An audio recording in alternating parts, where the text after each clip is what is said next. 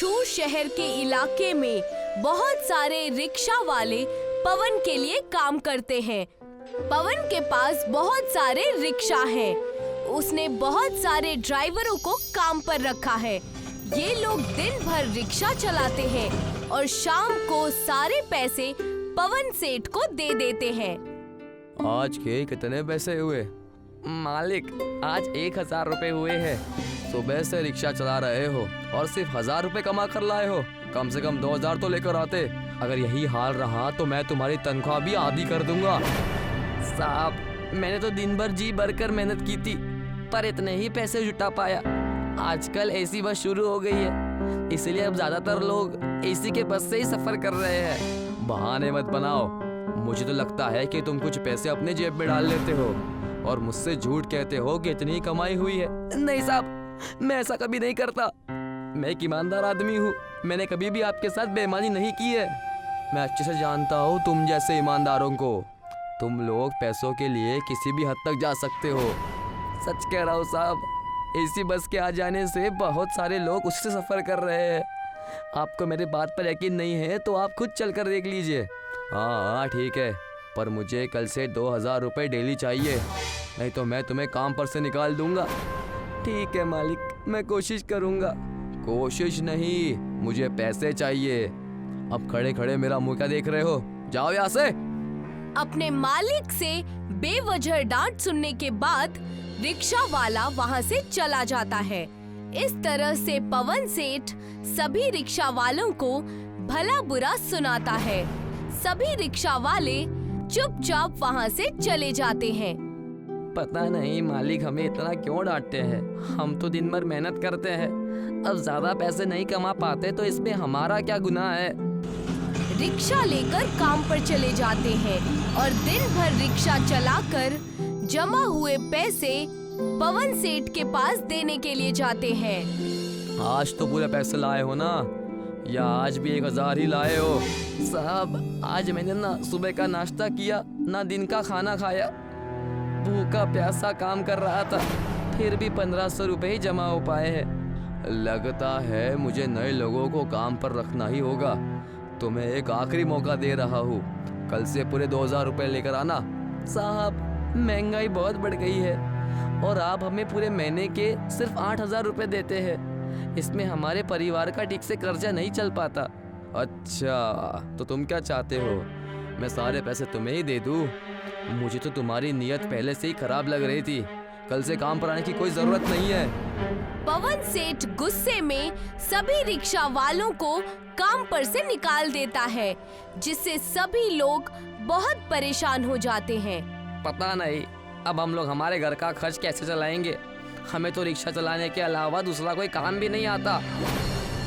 सारे रिक्शा वाले नए काम की तलाश करने लगते हैं, पर पढ़े लिखे न होने की वजह से उनको कोई दूसरा काम नहीं मिलता है। दूसरी तरफ एक इलाके में एक कूड़े वाला है, जो कूड़े से सभी प्लास्टिक की बोतलों को चुनता है।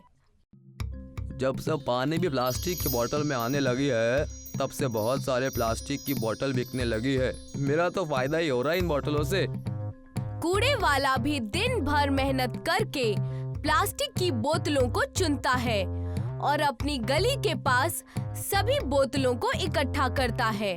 पूरे महीने बोतलों को इकट्ठा करते करते उसके पास प्लास्टिक की बोतलों का एक बहुत बड़ा ढेर जमा हो जाता है।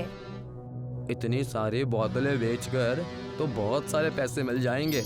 अब मैं अच्छे से एक बड़ा घर किराए पर ले सकता हूँ। कूड़े वाला प्लास्टिक की बोतलों को अपने थैले में जमा करके घर के लिए आ रहा होता है कि तभी उसकी नजर रिक्शा स्टैंड पर खड़े रिक्शा वालों पर पड़ती है।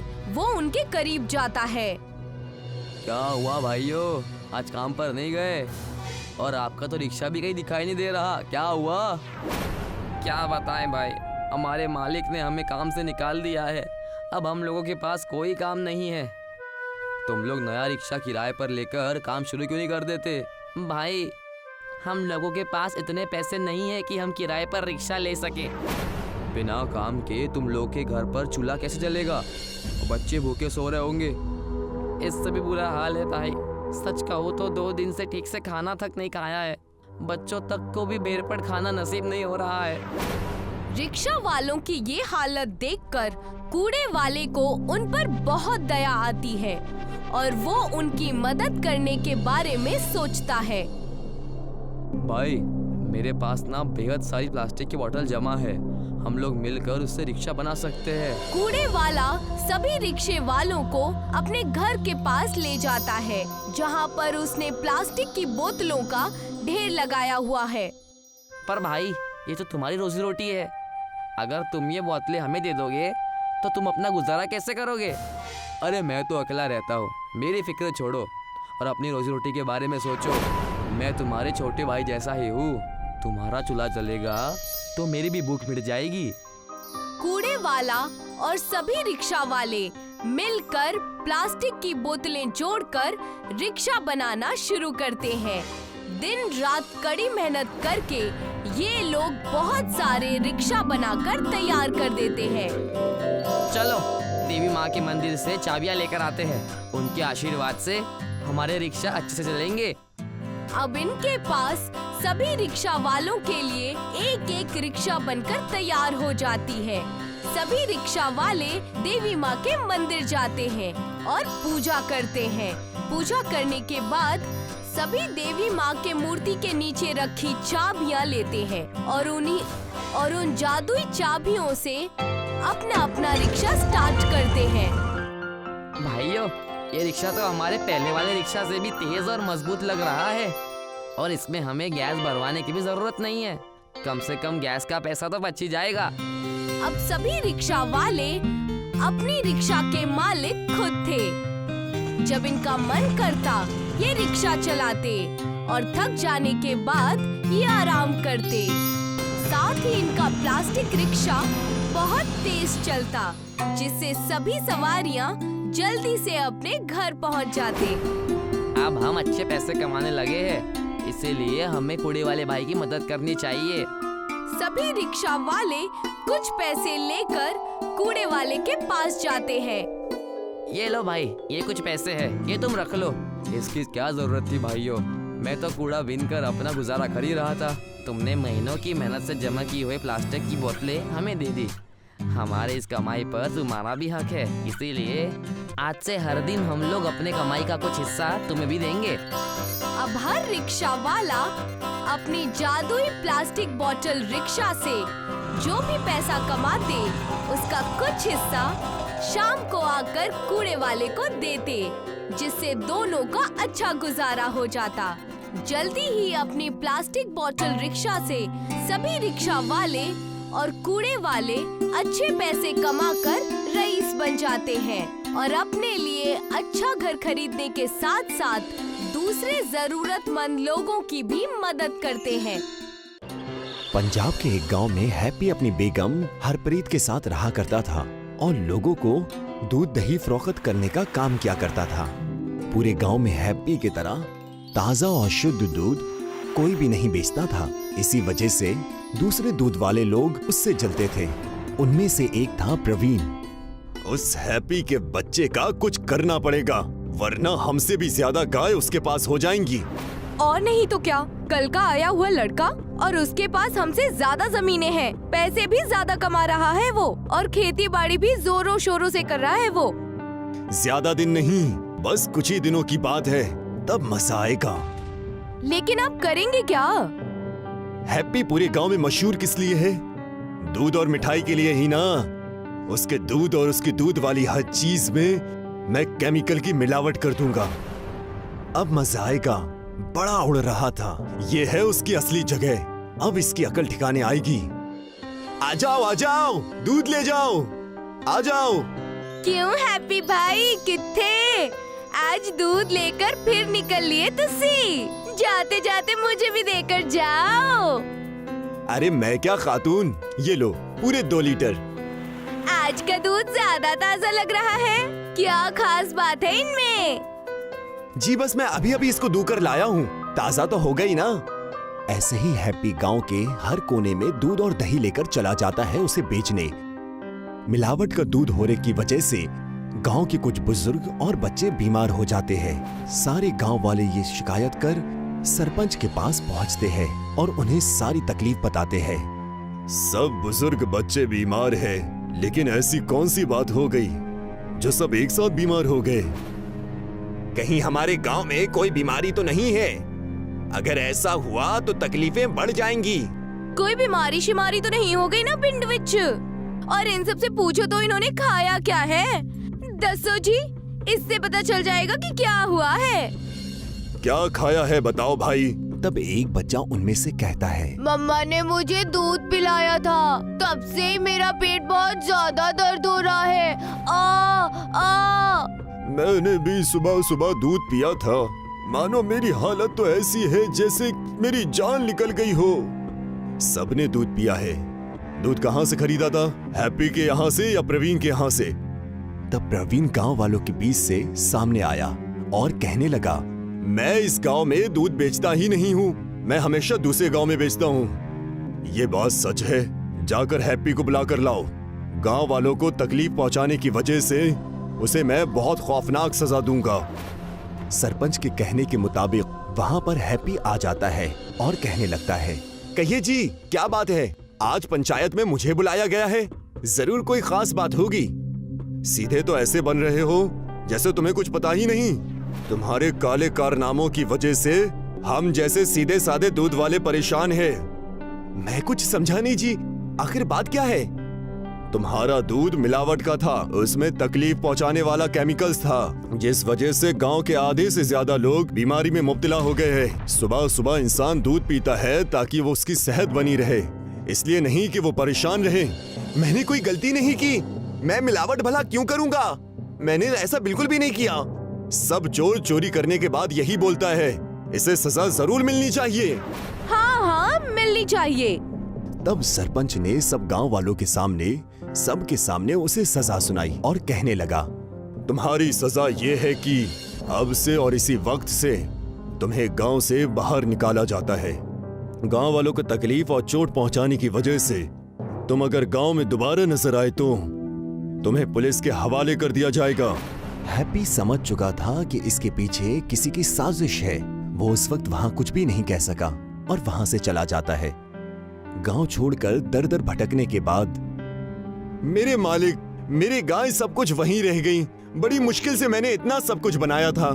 मैंने क्या बिगाड़ा था आपका, ए मालिक, जो इतना मेरा इम्तिहान ले रहे हो? एक तरफ हैप्पी खाने और रहने के लिए तरस रहा था, दूसरी तरफ प्रवीण ने हैप्पी के गौशाला को अपने कब्जे में ले लिया था और वहां से दूध की जो भी आमदनी होती वो पूरे गांव में बेचकर, लेकिन प्रवीण अपनी इन हरकतों से बाज नहीं आया। वो गाय को केमिकल वाली इंजेक्शन लगाया करता था ताकि वो सब ज्यादा दूध दे।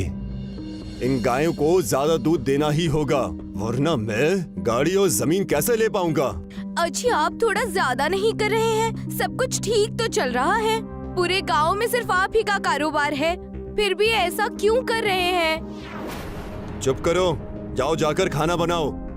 प्रवीण उन गौशाला की गाय को हमेशा इंजेक्शन दिया करता था, जिस वजह से सारी गाय ज्यादा दूध दिया करती थीं। लेकिन एक दिन ऐसा आया, सारी गाय बीमार हो गईं और उन्होंने दूध देना बंद कर दिया।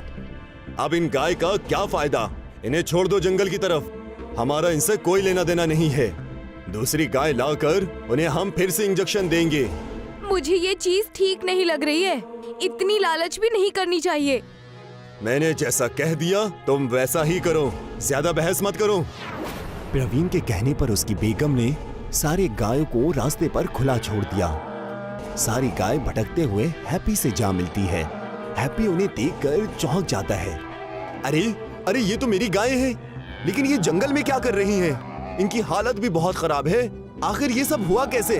वहां जाकर देखता हूँ, इन्हें पानी पिलाता हूँ।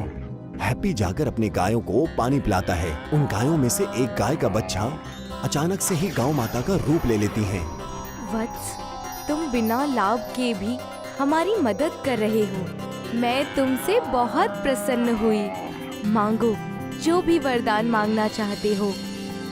गौ माता को बोलता देख हैप्पी हैरान हो जाता है और उनसे कहने लगता है, मैंने अपनी सारी जिंदगी बस गायों की खिदमत और मेहनत करने में लगा दी है। मुझे अपनी सारी जिंदगी ऐसी ही गुजारना है। मैं चाहता हूँ कि आप मुझे मेरी पहली वाली जिंदगी दे दें। तुम उसकी चिंता मत करो, मैं तुम्हें आशीर्वाद देती हूँ। इन पशुओं की तुम बहुत अच्छी देखभाल करना। उनसे जो तुम्हें गोबर मिलेगा उससे तुम एक घर बनाना और वो गोबर का घर हीरे के घर में बदल जाएगा और गोबर के उपले हीरे के उपले बन जाएंगे। क्या सच? मैं ऐसा ही करूँगा। मालिक के घर देर है अंधेर नहीं। आपका लाख लाख शुक्रिया, आपका लाख लाख शुक्रिया। अरे बेगम, तुमने सुना कि नहीं? उस हैप्पी के बच्चे ने गोबर का घर बनाया है। जंगल के पास से निकलो तो वहाँ उसकी बदबू आती है।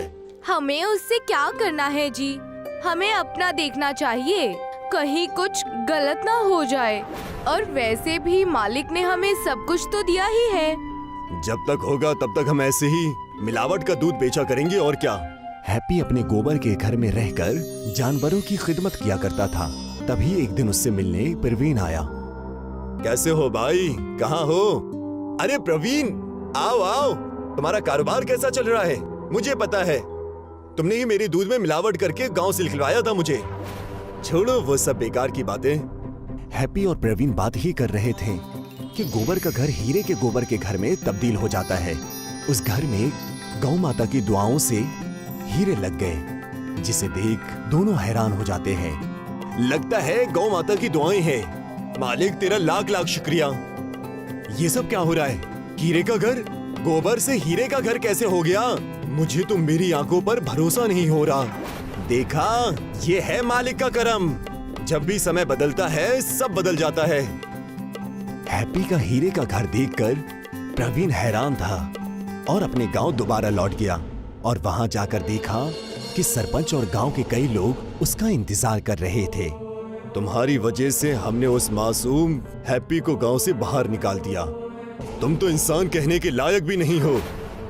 अच्छा, तो ये बात आपको पता चल गई। आखिर किसने बताई?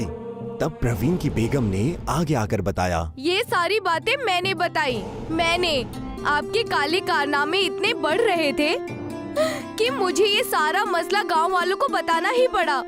प्रवीण अपनी बेगम की बातों पर यकीन कर ही नहीं पाया और सदमे में आ गया। कुछ ही देर पर वहाँ पुलिस आ गई और मिलावट का दूध बेचने की गुनाह में प्रवीण को गिरफ्तार कर ले गई। हमें हमारे गांव का साथी हैप्पी को दोबारा यहाँ बुलाना होगा। हैप्पी को दोबारा यहाँ बुलाया गया। गांव में आकर हैप्पी ने और कई सारी गायें खरीदी और उनकी खिदमत में अपनी जिंदगी लगा दी।